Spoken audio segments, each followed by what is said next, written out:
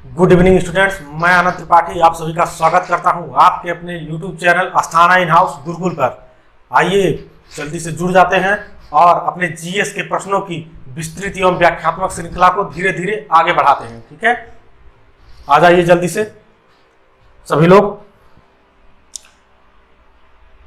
आइए चलिए पढ़िए प्रश्न संख्या 1। प्रश्न संख्या 1 क्या कहना चाह रहा है? पहले प्रश्न को ध्यान पूर्वक पढ़िए, फिर उस प्रश्न के चारों ऑप्शन को पढ़िए और उसके बाद उत्तर दीजिए। ठीक है, चलिए पढ़िए। प्रश्न संख्या 1 क्या कहना चाह रहा है? आंध्र प्रदेश का निम्नलिखित में से कौन सा क्षेत्र सक्रिय रूप से पेट्रोलियम के उत्पादन से जुड़ा है? सक्रिय रूप से पेट्रोलियम के उत्पादन से जुड़ा है, बताइए कौन सा है? Option A Mahanadi basin, option B Krishna Godavari basin, option C Narmada basin, option D Kaveri basin. बताइए कौन सा क्षेत्र है? बिल्कुल सही, कौन सा क्षेत्र है? Option B Krishna Godavari basin. हम सभी जानते हैं कि कोयले के बाद सबसे ज्यादा जो है पेट्रोलियम उत्पाद में अगर बात की जाए तो पेट्रोलियम उत्पाद ही आता है ईंधन के रूप में। ठीक है, सबसे ज्यादा ईंधन कहां से ली जाती है? कोयले से ली जाती है। ठीक है, तो कौन सा क्षेत्र है? कृष्णा गोदावरी बेसिन का क्षेत्र जो आंध्र प्रदेश का, वो पेट्रोलियम उत्पादन के लिए सक्रिय रूप से जुड़ा हुआ क्षेत्र है। ठीक है, चलिए प्रश्न संख्या 2 को पढ़िए ध्यानपूर्वक। क्या कहना चाह रहा है प्रश्न संख्या 2? यूरोप में उच्चतम पर्वत शिखरों में से एक माउंट एल्ब्रस कहां स्थित है? Option A Germany, option B Switzerland, option C रूस, ऑप्शन डी यूक्रेन। बताइए बिल्कुल सही उत्तर कौन सा है? ऑप्शन सी रूस। ठीक है, चलिए बिना समय गंवाए पढ़िए प्रश्न संख्या 3 क्या कहना चाह रहा है? भारतीय संविधान का निम्नलिखित में से कौन सा अनुच्छेद विधिक ये आपकी क्षमता नहीं, ये समता होगी, विधिक समता। ठीक है, यानी कानून के सामने समानता से संबंधित है। बताइए कौन सा अनुच्छेद हमारे संविधान का? ऑप्शन ए अनुच्छेद 14, ऑप्शन बी अनुच्छेद 13, ऑप्शन सी अनुच्छेद 17 और ऑप्शन डी अनुच्छेद 26। कौन सा अनुच्छेद है जो विधिक समता यानी कानून के सामने समानता से संबंधित है? बताइए बिल्कुल सही, कौन सा? ऑप्शन ए यानी अनुच्छेद 14। ठीक है, चलिए बिना समय गंवाए आगे बढ़ते हैं ध्यानपूर्वक। देखिए अपने आप को ऊर्जावान बनाए रखिए और अगर आपको हमारी जीएस की प्रश्नों की व्याख्यात्मक श्रृंखला अच्छी लगती है तो हमारे चैनल को सब्सक्राइब करिए और जो है लाइक कमेंट करिए और अपने दोस्तों में शेयर करिए। इससे क्या होगा कि जब आप और आपके दोस्त कभी मिलेंगे आपस में तो इधर उधर की बातों से अच्छा है आप जीएस के प्रश्नों को पूछिए। जिससे क्या होगा, अभी आपके संघर्षों का दौर है और जब संघर्षों का दौर है तो मेहनत हमेशा पहले से ज्यादा करिए। ठीक है, जितना आप कर सकते हैं उसका दोगुना करिए। चलिए बिना समय गंवाए पढ़ते हैं प्रश्न संख्या 4 क्या कह रहा है? बताइए क्या कह रहा है प्रश्न संख्या 4?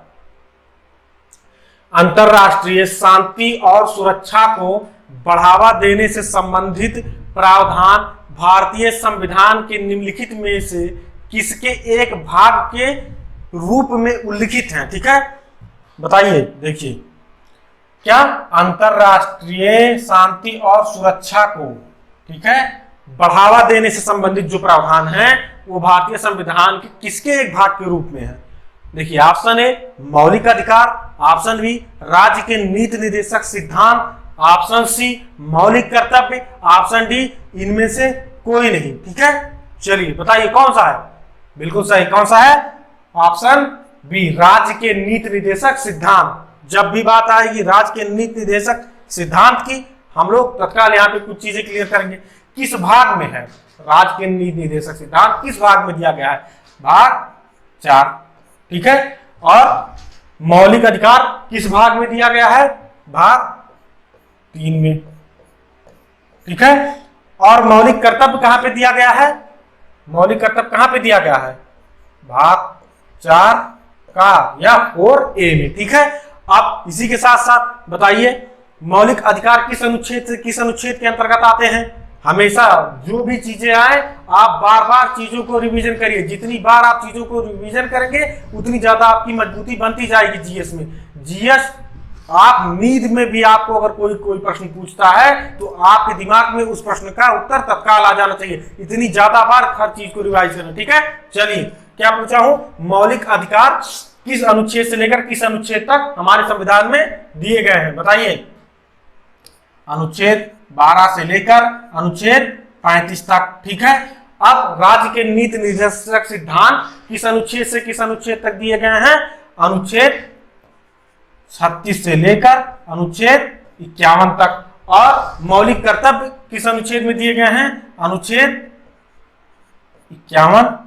ठीक है, इस तरीके से जब हम लोग पढ़ाई करेंगे तो जितनी भी चीजें हैं वो अपने आप आती चली जाएंगी और निश्चित ही हम सफल होंगे। ठीक है, चलिए आगे बढ़ते हैं। प्रश्न संख्या 5 क्या कहना चाह रहा है, पढ़िए ध्यानपूर्वक।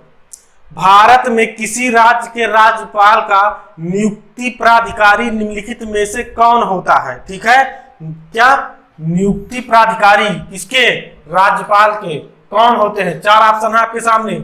ऑप्शन ए भारत के प्रधानमंत्री, ऑप्शन बी संबंधित राज्य के मुख्यमंत्री, ऑप्शन सी भारत के राष्ट्रपति और ऑप्शन डी भारत के प्रधानमंत्री की अध्यक्षता में केंद्रीय मंत्रिमंडल। बताइए क्या हो सकता है, बिल्कुल सही ऑप्शन सी। क्यों, क्योंकि राज्यपाल अपने पद पर राष्ट्रपति के प्रसाद पर्यंत ही बना रह सकता है।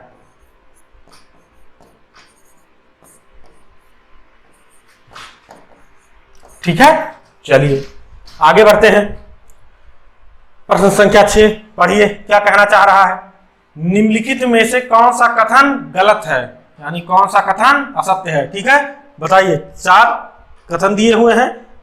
ए में क्या दिया हुआ है, अनुच्छेद 61 में राष्ट्रपति के महाभियोग की प्रक्रिया का वर्णन किया गया है। देखिए, राष्ट्रपति को उनके पद से हटाने के लिए जिस प्रक्रिया का पालन किया जाता है उसे हम महाभियोग की प्रक्रिया कहते हैं और वो अनुच्छेद 61 में ही दिया गया, यानी पहला स्टेटमेंट आपका क्या है, सही है। ठीक है, दूसरा आइए, महाभियोग प्रस्ताव संसद के किसी भी सदन में प्रस्तुत किया जा सकता है। बिल्कुल सही, हम सभी जानते हैं संसद के 2 सदन होते हैं। कौन कौन से, राज्यसभा और लोकसभा, राज्यसभा और लोकसभा। ठीक है, और राज्यसभा को ही हम लोग किस अन्य नाम से क्या कहते हैं, अस्थाई सदन, इसे क्या कहते हैं, अस्थाई सदन। ठीक है, और लोकसभा को किस नाम से जानते हैं, लोकसभा को अन्य किस नाम से जानते हैं, लोकप्रिय सदन, लोकप्रिय सदन या अस्थाई सदन। ठीक है, इस तरीके से देखिए, लोकसभा राज्यसभा 2 सदन होते हैं। राज्यसभा को उच्च सदन कहते हैं या स्थायी सदन कहते हैं, लोकसभा को लोकप्रिय सदन कहते हैं या निम्न सदन कहते हैं या अस्थायी सदन कहते हैं। ठीक है, इसी तरीके से तो ये आपका तीसरा स्टेटमेंट भी सही है। अब चौथा क्या कह रहा है, राष्ट्रपति पर राष्ट्रीय सुरक्षा के उल्लंघन के लिए महाभियोग चलाया जा सकता है, नहीं, बिल्कुल गलत। यानी प्रश्न संख्या 6 का उत्तर क्या होगा, कौन क्या पूछा था, कौन सा कथन गलत है, तो कौन सा उत्तर होगा, ऑप्शन डी। ठीक है, चलिए बिना समय गवाए आगे बढ़ते हैं। ऊर्जावान बने रहिए, जब तक आप ऊर्जावान बने रहेंगे आपको चीजें समझ में आती रहेंगी। ठीक है, चलिए पढ़िए। प्रश्न संख्या 7 क्या कहना चाह रहा है, महात्मा गांधी भारत के ... के विरुद्ध थे, किसके विरुद्ध थे, बताइए। ऑप्शन ए मंद औद्योगिकीकरण, ऑप्शन बी तीव्र औद्योगिकीकरण, ऑप्शन सी ब्रिटिश औद्योगिकीकरण और ऑप्शन डी इनमें से कोई नहीं। बताइए महात्मा गांधी जी किसके विरोध में थे, बिल्कुल सही, कौन सा, ऑप्शन बी तीव्र औद्योगिकीकरण। क्यों विरोध में थे, बताइए।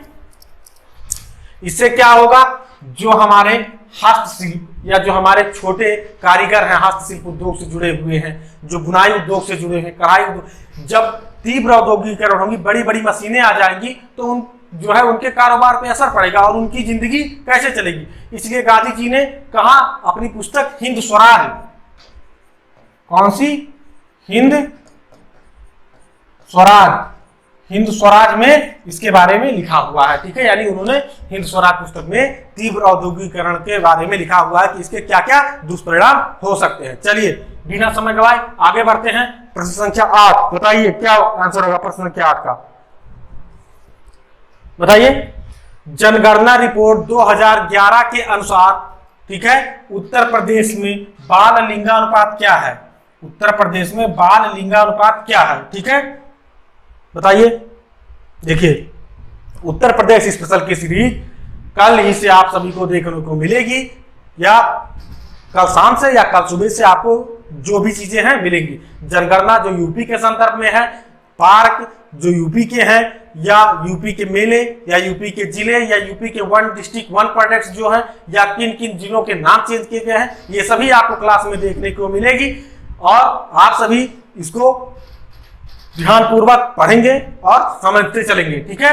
10 मिनट 15 मिनट की वीडियो, छोटी छोटी शॉर्ट वीडियो आपके सामने जाएंगी, जिससे आप कहीं भी घूमते टहलते दोस्तों के बीच में भी यूपी स्पेशल को तैयार कर लीजिए। जिसके लिए आप सभी हमारे online channel Asthana in house को सब्सक्राइब कर लीजिए, और वीडियो अच्छी लगे तो बिल्कुल लाइक करने में कोई कोताही नहीं होनी चाहिए, ठीक है। चलिए बताइए। Option A 898, option B 912, option C 916 और ऑप्शन डी 902। बताइए क्या है बाल लिंगानुपात यूपी का? बिल्कुल सही, ऑप्शन डी 902, ठीक है। चलिए बिना समय गवाए आगे बढ़ते हैं। प्रश्न संख्या 9, पढ़िए ध्यानपूर्वक, क्या कहना चाह रहा है? निम्नलिखित में से कौन सी घाटी हिमालय पर्वत श्रृंखला में स्थित नहीं है? हिमालय पर्वत श्रृंखला में स्थित नहीं है, वह कौन सी घाटी है? देखिए, option A Karewas, option B Bhagirathi, option C Kathmandu, option D Araku. बताइए कौन सी घाटी है? बिल्कुल सही, ऑप्शन डी अराकू घाटी, ठीक है। ये हिल स्टेशन है दक्षिण भारत का, ठीक है, विशाखापट्टनम में ही पड़ता है। ये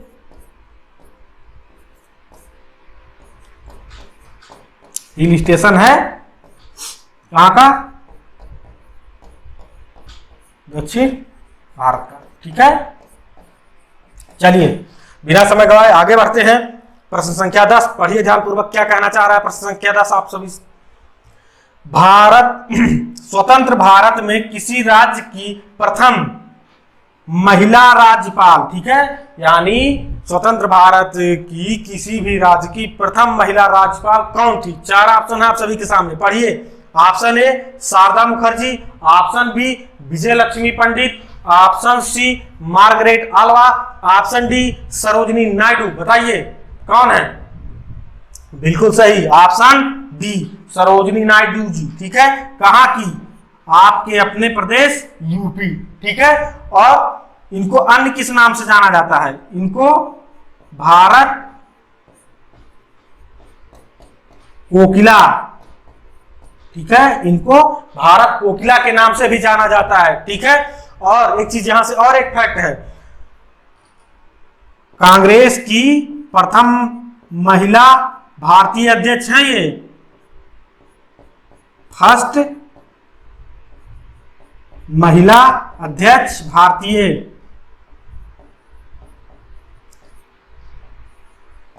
ठीक है। और अगर आपसे पूछे कि कांग्रेस की प्रथम महिला अध्यक्ष भारतीय ना पूछे तो कौन होंगी? एनी बेसेंट जी। और पूछ ले आपसे कि कांग्रेस की प्रथम भारतीय महिला अध्यक्ष कौन है, तो आप कौन को बताएंगे? सरोजिनी नायडू जी, ठीक है। चलिए बिना समय गवाए आगे बढ़ते हैं। जब इस तरीके से हम एक एक प्रश्नों को देखते चलेंगे, और एक प्रश्न से कितने प्रश्न बन सकते हैं, पूछे जा चुके हैं तो अच्छी बात है, नहीं पूछे गए हैं तो भविष्य में पूछे जा सकते हैं। इसीलिए हर प्रश्न की व्याख्या को देखते चलिए, ठीक है। और कब भी कोई चीज आए उसको बार बार देखिए। चलिए पढ़िए प्रश्न संख्या 11, क्या कहना चाह रहा है? पढ़िए ध्यानपूर्वक। पृथ्वी पर कितने प्रतिशत ताजा जल उपलब्ध है? कितने परसेंटेज, ठीक है, ताजा जल यानी फ्रेश वाटर कितने परसेंटेज है उपलब्ध? ऑप्शन ए 30%, ऑप्शन बी 3% और ऑप्शन सी 0.3% और ऑप्शन डी 0.17%। बताइए कितने परसेंट है? बिल्कुल सही, ऑप्शन बी 3% और अगर पूछा जाए कि पृथ्वी कितने परसेंट जल से आच्छादित है तो कितने परसेंट है? 71%। ठीक है, 71% जल से पृथ्वी आच्छादित है और उसमें से मात्र 3% जल जो है पीने लायक है। आप लोग सोच लीजिए कि जल की बर्बादी हम लोगों को भविष्य में कितनी महंगी पड़ेगी। अगर हम लोग अभी से जल का प्रबंधन नहीं शुरू किए तो एक समय ऐसा आएगा कि जैसे हम सभी मोबाइल का रिचार्ज कराते हैं, जल के लिए भी रिचार्ज कराना पड़ेगा। ठीक है, चलिए बिना समय गवाए आगे बढ़ते हैं। प्रश्न संख्या 12, ध्यानपूर्वक पढ़िए, क्या कहना चाह रहा है।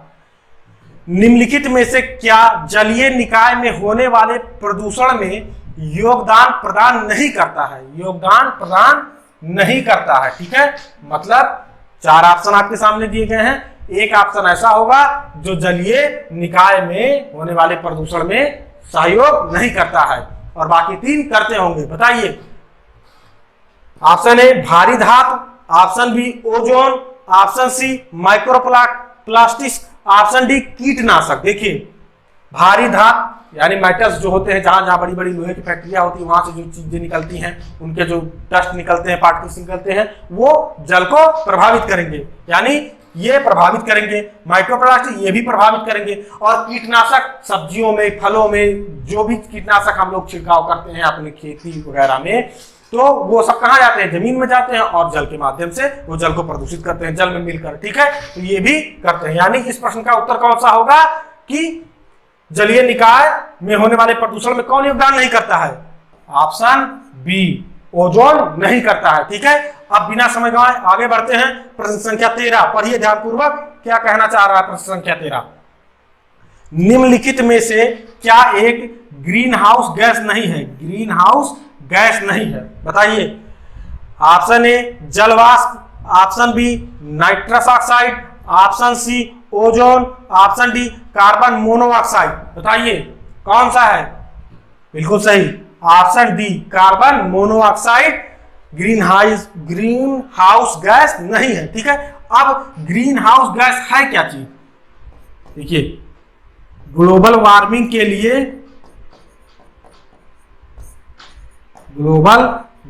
के लिए जिम्मेदार कारकों में से ग्रीन हाउस गैस एक महत्वपूर्ण कारक है। ठीक है, ये ओजोन परत को क्षत पहुंचा रही है।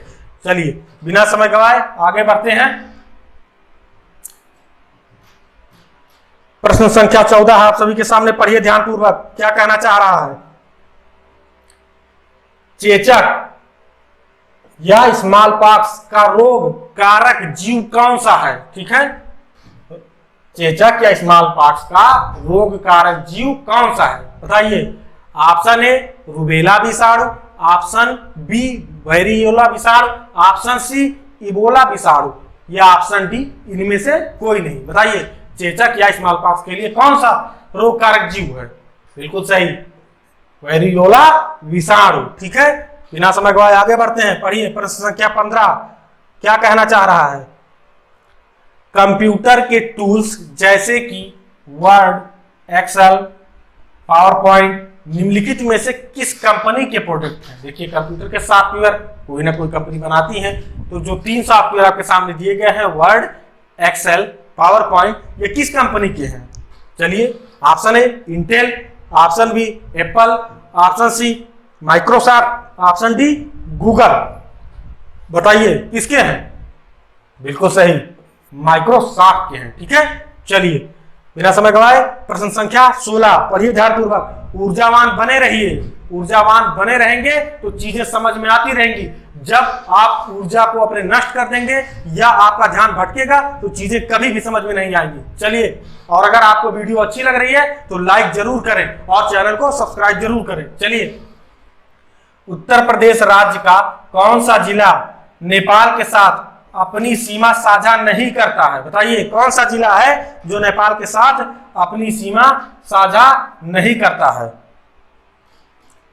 Option A Pilibhit, option B Shravasti, option C Sitapur और ऑप्शन डी महाराजगंज। कौन सा जिला है? बिल्कुल सही, ऑप्शन सी सीतापुर। ठीक है, तो इस तरीके से आगे बढ़िए, चीजों को जोड़ना सीखिए। महाराजगंज करता है, श्रावस्ती करता है, सिद्धार्थनगर करता है, पीलीभीत करता है। ठीक है, चलिए आगे बढ़िए। प्रश्न संख्या 17 देखिए, पढ़िए ध्यानपूर्वक क्या कहना चाह रहा है प्रश्न संख्या 17, पढ़िए। उत्तर प्रदेश का कौन सा जिला उत्तर प्रदेश और बिहार की सीमा पर स्थित है? मतलब उत्तर प्रदेश का कौन सा जिला यूपी और बिहार की सीमा पर स्थित है? यूपी और बिहार की सीमा पर कौन सा जिला स्थित है? Option A Basti, option B Bulandshahr, option C Banda और ऑप्शन डी बलिया। बताइए कौन सा स्थित है? बिल्कुल सही, ऑप्शन डी बलिया। और आपसे पूछा जाए कि उत्तर प्रदेश का सबसे पूर्वी जिला कौन सा है, तो बलिया।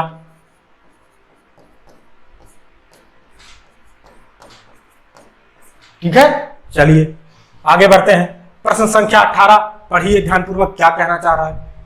वह कौन से राष्ट्रीय नेता हैं जिन्होंने वर्ष 1983 में कन्याकुमारी से लेकर दिल्ली तक, देखिए कन्याकुमारी से लेकर दिल्ली तक पद यात्रा नामक मैराथन दूरी पैदल तय की थी? ठीक है, कौन सी पद यात्रा नामक मैराथन दूरी पैदल तय की थी? इस यात्रा का क्या उद्देश्य रहा होगा कि कन्याकुमारी से लेकर दिल्ली तक कोई नेता अगर पैदल पद यात्रा कर रहे हैं मैराथन, तो क्या उद्देश्य, कुछ ना कुछ तो उद्देश्य रहा होगा। पढ़िए, भारतीय जनता के इस यात्रा का उद्देश्य भारतीय जनता के साथ संबंधों को नवीनीकृत करना था। देखिए, हम एक देश के लोग हैं, चाहे हम दक्षिण भारत में रहें, हम उत्तर भारत में रहें, हम पूर्वोत्तर में रहें, हम कहीं भी रहें, हम राजस्थान में रहें, हम अरुणाचल प्रदेश में रहें, हम उत्तर प्रदेश में रहें, या हम तमिलनाडु में रहें, तो हम एक देश एक लोग हैं। ठीक है, तो उसी संबंधों को एक करने के लिए, ये एकता को स्पष्ट करने के लिए ये की गई थी। बताइए, 4 ऑप्शन है। Option A Chandrashekhar, option B Lal Krishna Advani और option C Ramvilas Paswan, option D VP Singh. बताइए कौन से नेता थे? बिल्कुल सही, ऑप्शन ए चंद्रशेखर जी। चलिए अगले प्रश्न को पढ़िए ध्यानपूर्वक, क्या कहना चाह रहा है। प्रश्न संख्या 19, भारतीय प्रधानमंत्री का क्या नाम है? उस भारतीय प्रधानमंत्री का क्या नाम है जिन्होंने संसद में यह घोषणा की थी कि वह मंडल आयोग की सिफारिशों को लागू करेंगे, मंडल आयोग की सिफारिशों को लागू करेंगे। और इस आंदोलन, इस घोषणा के बाद जो है देशव्यापी विरोध शुरू हो गए थे। बताइए, option A Rajiv Gandhi, option B VP Singh, option C Chaudhary Charan Singh और ऑप्शन डी चंद्रशेखर जी। बताइए कौन थे?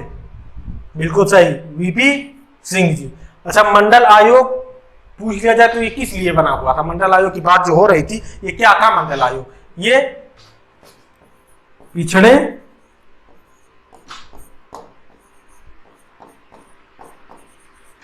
वर्ग के लिए बना था, पिछड़े वर्ग के लिए बनाया गया था। ठीक है, चलिए बिना समय गवाए आगे बढ़ते हैं। प्रश्न संख्या 19 हो गए।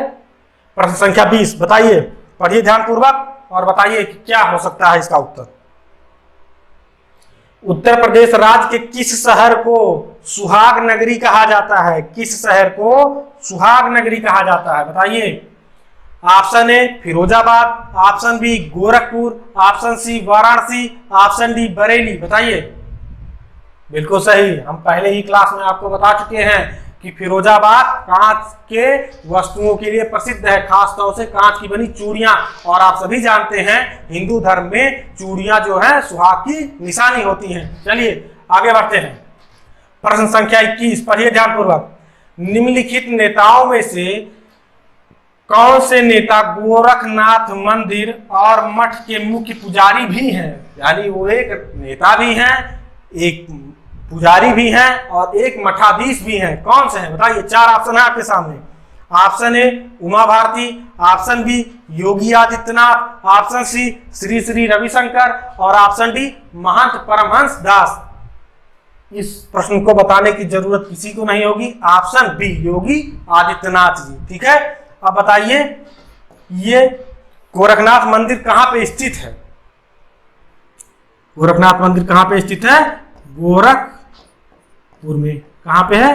गोरखपुर में। ठीक है, अब पूछ लिया जाए आपसे कि गोरखनाथ मंदिर गोरखपुर में तो है, लेकिन गोरखनाथ मंदिर किस संप्रदाय से है, किस संप्रदाय से बिलोंग है? बिल्कुल सही, नाथ संप्रदाय, नाथ संप्रदाय। ठीक है, इस तरीके से एक प्रश्न की जितनी भी व्याख्या बन सकती है हम लोग उसको देखते हुए चलेंगे। चलिए प्रश्न संख्या 22 पढ़िए ध्यानपूर्वक, क्या कहना चाह रहा है।